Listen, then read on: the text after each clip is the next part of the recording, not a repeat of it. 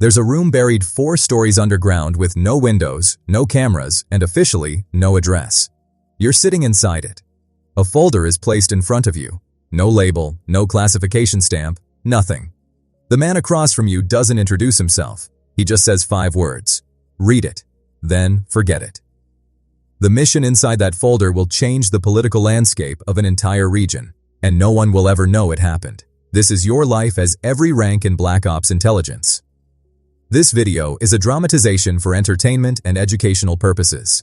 The details presented are based on publicly available information, declassified reports, and informed speculation.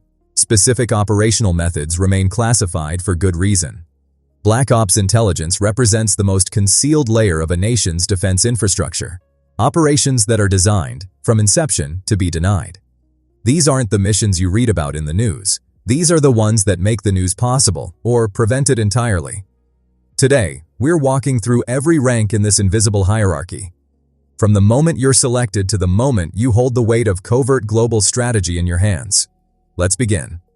You're sitting in a windowless classroom at a facility you were driven to blindfolded. 43 other candidates sit around you. Nobody uses real names. The instructors don't wear name tags, and the building you're in doesn't appear on any map. Welcome to the entry point of Black Ops intelligence. You are a trainee, a candidate, and right now, nothing more than a question mark in someone's file. The first 6 months are designed to find out what you're made of. Not physically, though that matters too. They want to know if you can think under pressure that would break most people. You're handed a cover identity and dropped into a city you've never been to. Your task is to make contact with a simulated asset, extract information, and get out without being identified by the surveillance team hunting you. You fail the first time. Most people do. The second time, you adapt. You learn to read the rhythm of a street, the body language of someone following you, the micro-expressions of a person deciding whether to trust you. 18-hour days. Interrogation resistance sessions that push you past what you thought you could handle. Psychological evaluations that dig into corners of your mind you didn't know existed. By month 4, 11 candidates have been quietly removed. No announcement. Their chairs are simply empty one morning. You learn quickly that in this world, disappearance is a language of its own. The ones who survive training share one trait, the ability to become someone else entirely and still remember who they actually are. 14 months of training behind you, and now you're handed a passport with someone else's name on it. You are a junior case officer, and your first real posting is a mid-sized city in Southeast Asia. Let's call it what it functionally is, a testing ground. Your official cover places you inside a legitimate organization. You go to work every day. You attend meetings. You make small talk with colleagues who have no idea what you actually do. But after hours, the real work begins. Your primary task is spotting, identifying potential intelligence assets. That hotel manager who travels to restricted border regions more often than his job requires. The telecommunications engineer with access to foreign government infrastructure. The mid-level diplomat who drinks a little too much and talks a little too freely. You don't approach anyone yet. You report, you document patterns, you build profiles so detailed that by the time a recruitment pitch is approved, the agency knows what the target had for breakfast on a Tuesday 3 months ago. It sounds tedious. It is. But the stakes beneath the tedium are razor sharp.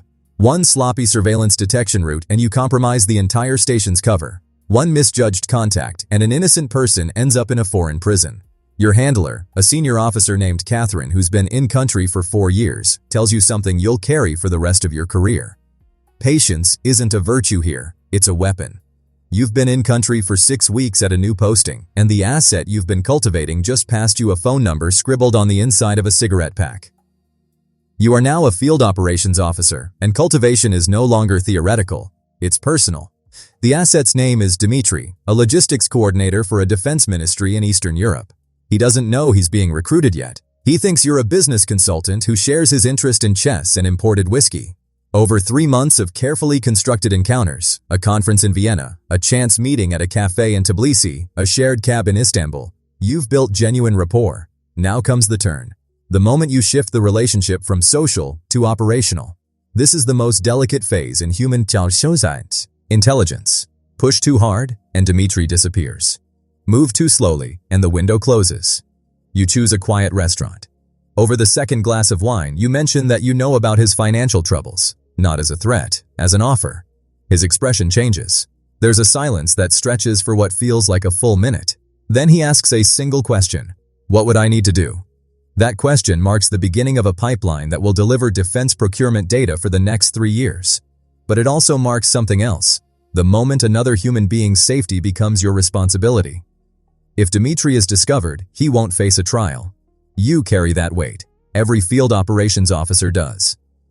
3 successful recruitment cycles across 2 continents, and now the agency trusts you with networks, not just individuals. You are a senior case officer. The difference is magnitude. Where you once managed a single asset, you now oversee a web of sources spanning multiple countries and intelligence disciplines.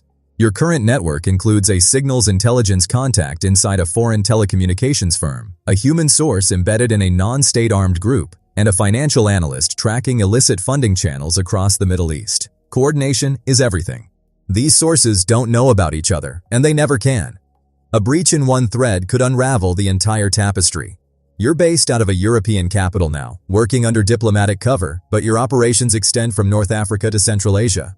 The planning sessions are exhaustive. Every meeting with a source requires a cover story, a surveillance detection route, a contingency extraction plan, and a communications protocol that changes every 72 hours.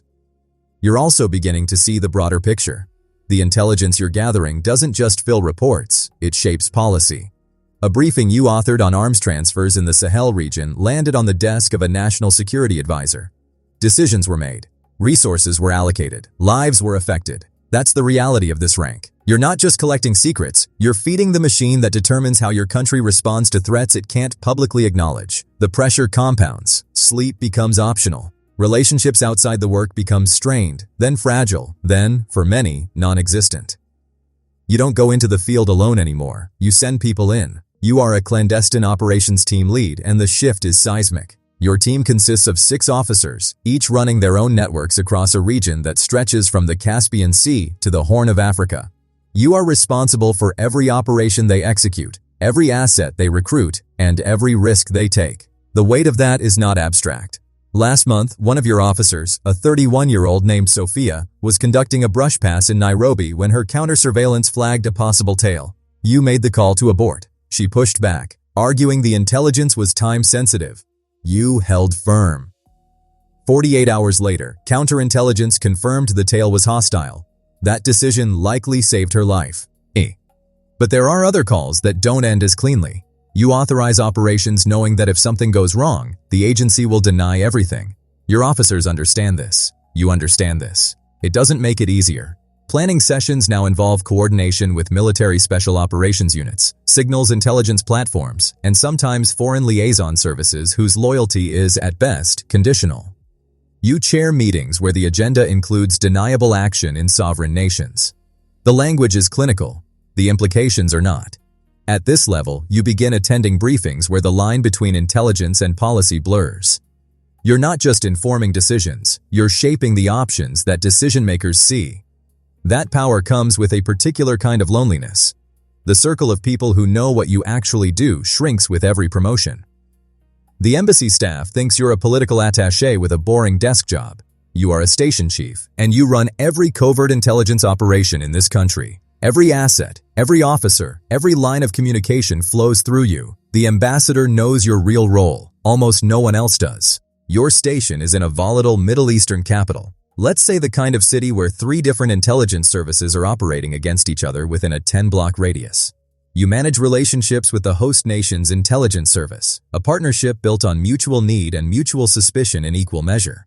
Tuesday morning, you're reviewing a report that suggests a planned attack on a Western diplomatic facility. The sourcing is single-thread, uncorroborated. Do you escalate it and risk burning a source, or sit on it and risk lives? You escalate. You brief the ambassador, coordinate with the regional security officer, and transmit a flash cable back to headquarters. 72 hours later, the threat is neutralized through a joint operation you helped architect from a windowless office in the basement of the embassy.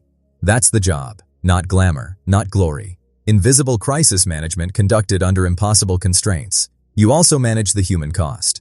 An officer at your station is showing signs of burnout after 2 years undercover in a high-threat environment. You pull them out, even though their access is irreplaceable. Because you've learned that broken operators produce broken intelligence. This rank demands judgment that textbooks can't teach.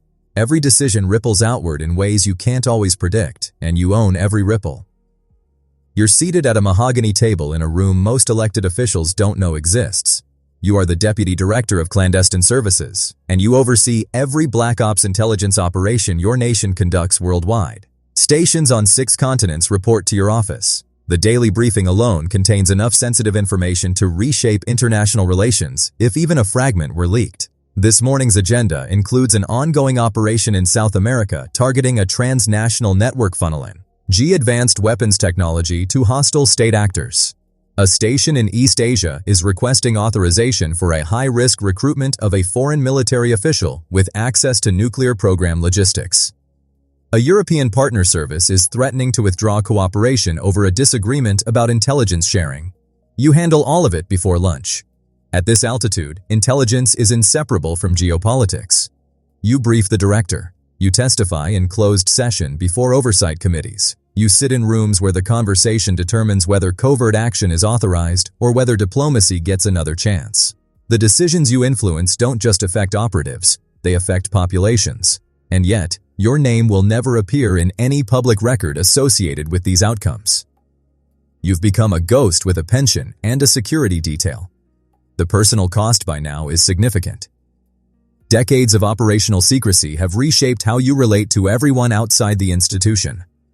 Trust is professional, rarely personal.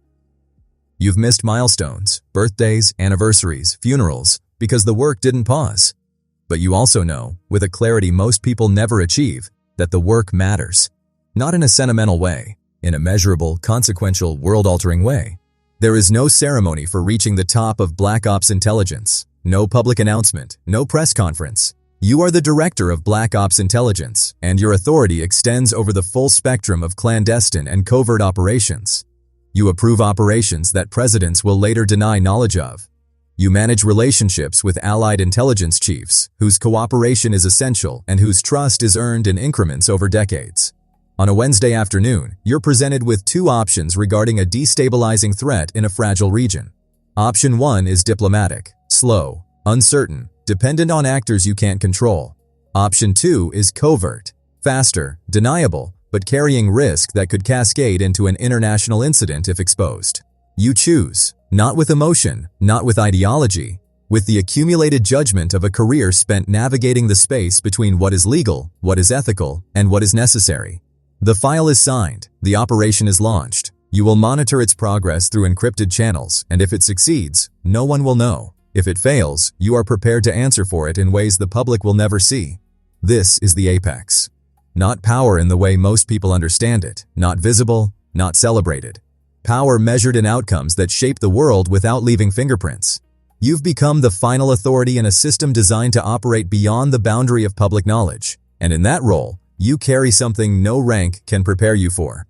The understanding that the most consequential decisions in global security are made by people whose names the world will never learn.